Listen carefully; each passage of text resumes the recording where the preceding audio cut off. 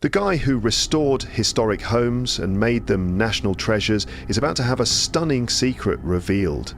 For months, followers have kept a careful eye, fearing that the familiar face they've relied on for years may finally depart. Despite the increasing volume of the rumours, Kevin O'Connor has remained mute. But finally, he's prepared to tell you the truth. Unexpected events set the stage for the story's opening. The fate of Kevin O'Connor on this historic property has been the subject of rumours for quite some time. People asked him the same thing wherever he went. Where was he going? Had the programme parted ways with the man who had brought everyone together? Truthfully, nobody knew. Kevin was never the one to offer a definitive response. On the contrary, he began to act in ways that further sparked the conversation. When he started appearing in unexpected locations, people started to take note. Standing before large audiences, he would deliver speeches on topics such as construction, leadership, and the wisdom contained inside crumbling structure. Plus, it had serious consequences. For each engagement, he would receive between $15,000, 0 cents, and $50,000, 0 cents from these speeches. He was in high demand outside of television for a salary like that. He was also expanding his horizons to include other areas of the construction industry. He shared his wisdom on how to expand a business or fix up a house at conferences where CEOs and contractors gathered. On increasingly larger stages, he was becoming a voice that people could rely on. Looking at the big picture, it appeared like Kevin was venturing into uncharted territory. He had become more than just the host. An authority, a pioneer, and perhaps even a symbol for the whole sector. He was rapidly rising through the ranks. Alteration has always been a central theme of the programme. It breathes new life into old, broken things. Kevin was a pivotal figure during that transformation. For 20 years, he was instrumental in renovating this rundown home so that it would be fit for the next generation. He went beyond merely maintaining it. He oversaw its expansion across media, allowing it to reach viewers on television, in cyberspace, and on construction sites worldwide. To get to the bottom of how he got here, though, you have to go to the unknowns in his life. Part 1 started at a house that was always in need of repair. As a young boy growing up in Maplewood, New Jersey, Kevin O'Connor was the center of attention from the cameras. His family has a long history of building things from the ground up, and he was born into that tradition. In 1968 or 1969, being a civil engineer, his dad was always working on something new around the house. Kevin and his siblings would rather have been carrying planks and mixing cement than playing catch with the other youngsters. He had mastered the art of reading blueprints and measuring boards by the time he reached the primary school level. Despite the occasional lack of enjoyment, it had a lasting impact on him. From the time I was 19 years old on, everything shifted. His series of blackouts began while he was undergoing military training. His heart murmur was diagnosed by the doctors. They were unable to guarantee that things wouldn't worsen. Curiously, the medical records pertaining to his examinations and prognosis vanished. They vanished without a trace, with the military door closing and the loss of those records following him for years. He needed a fresh plan. He decided to go back to school. From Newark's St. Benedict's Preparatory School, he earned a degree in 1986. Work ethic was paramount there. He attended the College of the Holy Cross and received a degree in history in 1990 as a result of his devotion to the discipline. Despite the fact that studying history didn't lead him to a construction show, it did teach him how to articulate his thoughts precisely. He mastered the art of simplifying complex ideas so that everyone could grasp them. His next stop was Boston University, where he received his MBA. Armed with his extensive education, he confidently ventured into the business world. He began his career in sports finance at Fleet Bank, where he assisted with the funding of stadiums. His next stop was to Bank of America. Prone to managing multi-million-dollar accounts, he quickly rose to the position of senior vice president. making six figures, advancing in his career, and creating a life that most people would envy. That was his life. It appeared flawless from the outside. However, Kevin couldn't shake the feeling that something was pulling him inward. A Beverly, Massachusetts Queen Anne Victorian mansion was purchased by him and his wife Kathleen in 2003. I thought it was adorable. However, issues began piling up as soon as they moved in. We had to correct every square inch. No room was secure, not even the bedrooms, baths or kitchen. Unfortunately, the worst aspect was the wallpaper.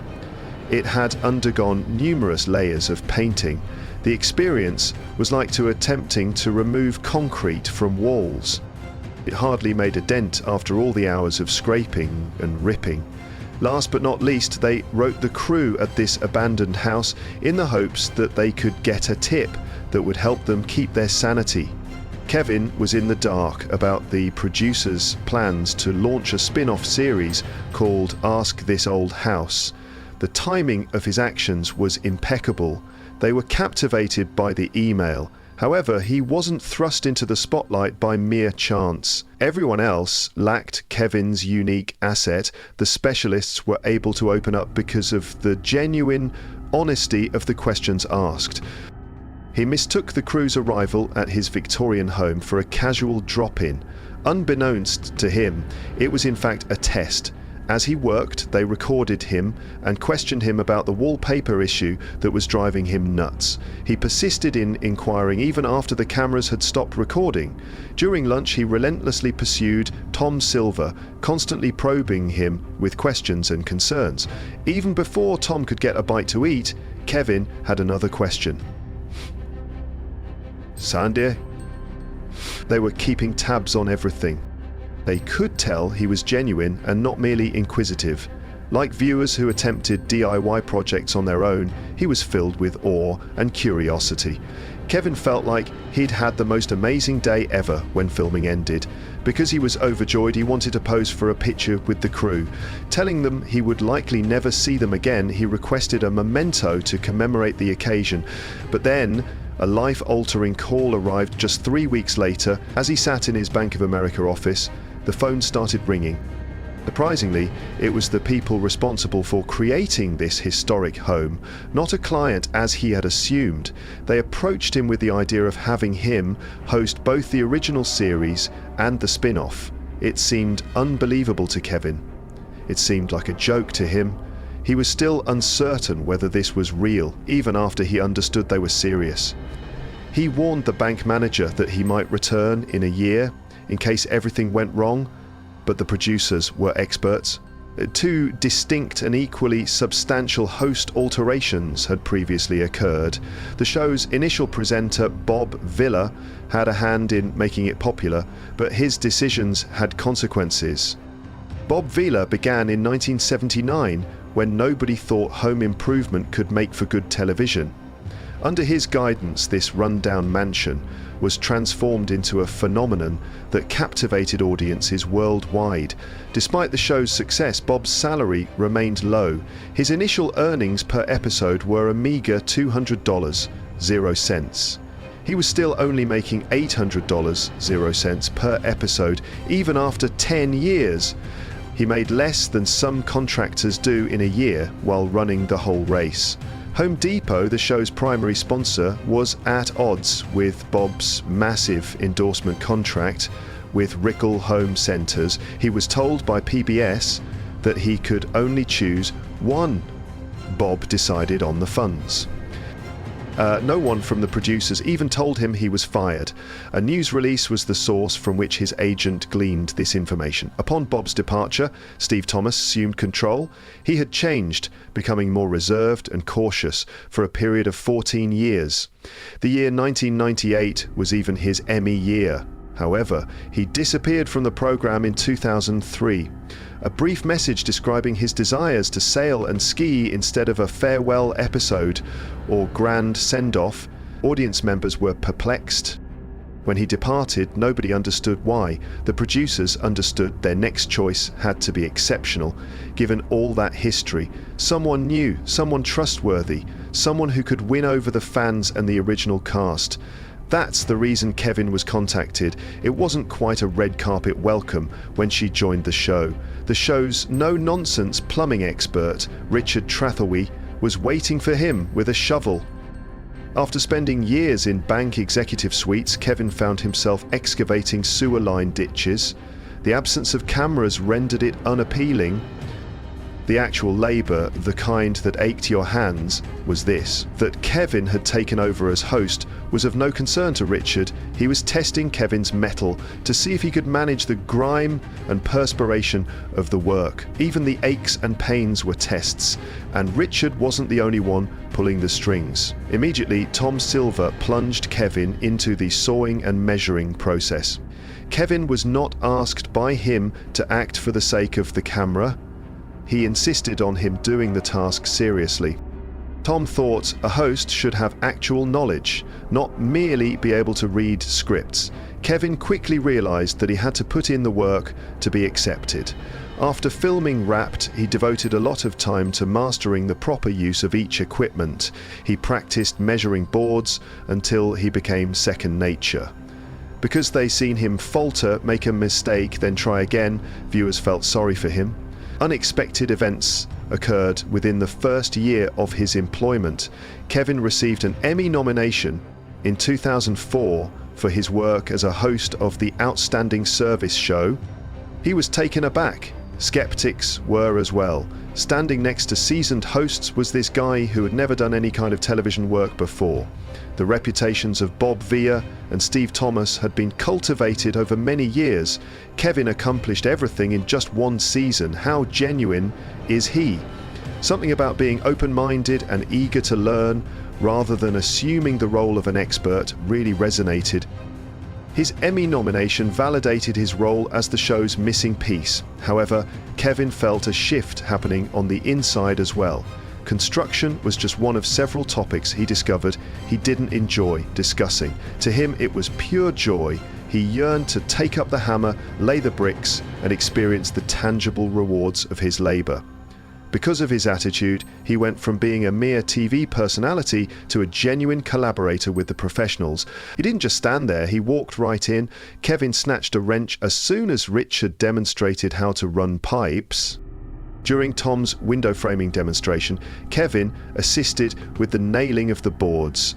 The show took on a new vibe because of this. The focus wasn't solely on instruction, collaborative learning was the focus. He continued with that attitude when he became the presenter of Ask This Old House. However, he still wasn't satisfied. He became a member of the editorial board of This Old House and had an impact on the magazine's content. In addition to beginning his hosting career that same year, he was instrumental in the debut of a third series, Inside This Old House. Behind-the-scenes glimpses at the show's best project ever were shown in this one. Even more bizarre was the fact that he maintained his employment at Bank of America for a period. He was cautious about leaving his banking position until he had a good grasp on his new professional path. Exercised caution. Trashing stardom on television wasn't his goal. Something long-lasting was his goal. Despite his cautious nature, Kevin was not scared to voice his mind. Actually, he astonished practically everyone one day with something he did. An interviewer wanted to know his thoughts on the recent influx of do-it-yourself shows on cable TV. Kevin was quite forthright. Most of them were deemed garbage by him. Because they failed to captivate him for even a nanosecond, he declared them useless. Crap was only one word that quickly became viral. It was like if trying to ignite a match in a parched woodland. Both viewers and competing TV hosts were taken aback. Kevin refused to budge and instead doubled down. Those shows, he claimed, were staged. They gave the impression that a whole home makeover could be accomplished in a weekend on a shoestring. People weren't stupid, it was only that the shows were dishonest, so they couldn't replicate it at home. Deceiving an audience was wrong, he argued. After that, everyone saw that Kevin wasn't your average host reading lines. The truth and guiding others to do the right thing were very important to him. What he called a philosophy war began with his remarks. The fast-paced, visually appealing shows that prioritized entertainment over actual talent were on one side. Then there was This Old House, where Kevin thought education should take precedence over entertainment. The altercation escalated as the HGTV stars retaliated. Quick makeovers were popular, and Kevin didn't get it, according to them. Kevin, though, was unmoved. His advice was to be wary of anything that appeared too simple. Despite the fact that everyone was bickering, Kevin never once mentioned Bob Vila. After a major disagreement regarding endorsements, Bob, the original host of this historic house, left in 1989 after he inked $500,000 partnerships with other firms. PBS pressured him to choose one. It all came to a head when he decided on the money. Even though Kevin knew about it, he said nothing. He remained completely silent about Bob Vila for more than 2 decades. Not a single word of praise or criticism. Since bringing it up would only bring up previous grievances, some thought that was a good move. Kevin was very selective about the fights he took on. Kevin, on the other hand, was silent whenever it came to paying homage to historic builders. The way dwellings were constructed a century ago was something he despised when people made fun of it. He remarked that the builders were really astute. Using what they had, they got the job done. They made do with coal and plaster in the absence of fiberglass insulation. Kevin also disagreed with those who held the view that large dwellings were inherently undesirable. He maintained that there was no waste due to size. A large, well-constructed home may have lower energy needs than an inadequately constructed one. That caused him to argue, but he was unconcerned. It was lazy, he added, to pass judgment without knowing enough. Every one of these firm beliefs served a function. Kevin insisted on the preservation of this historic home's unique character. He desired an authentic experience. Another fast-paced game show was the last thing he wanted. As an additional component, he flat out refused to bring up Bob Vila. Bringing the show's history into the present was not going to happen. He redirected his attention to the future. Norm Abram's retirement in 2022 put his concentration to the test once more. Norm had been present from the very beginning of the series. He was the reliable, level-headed carpenter that everyone relied on for 43 years. The departure of Norm was like a wrench in the show's emotional core. Not that Kevin freaked out. The transfer was meticulously prepared by him. He maintained Norm's legacy alive while bringing in new specialists. When Roger Cook's health forced him to withdraw, he followed suit. For almost as long as Norm, Roger had been a part of the program. To avoid giving the impression that everything was changing suddenly, Kevin introduced Jen Nwata gradually. Kevin was also aware that people's TV viewing habits were evolving rapidly. Long sequences would go on for 10 or 12 minutes uninterrupted when Bob Vila was the host. Quicker cuts were preferred by modern viewers. Kevin changed. The parts were made shorter and tighter by him, yet they were never shallow. His inquiries were profound. This meant that the lessons were still easily understood despite the accelerated scenes. His contributions also allowed the show to reach new audiences. He launched Clear Story, a home automation podcast, in 2019. After its debut, the show skyrocketed to the top 1% of all podcasts. In 2021, he assisted this former housemate with Roku, allowing viewers to see all episodes at no cost. Each of the 1,050 episodes was made available online, in addition to a station that continuously streamed them.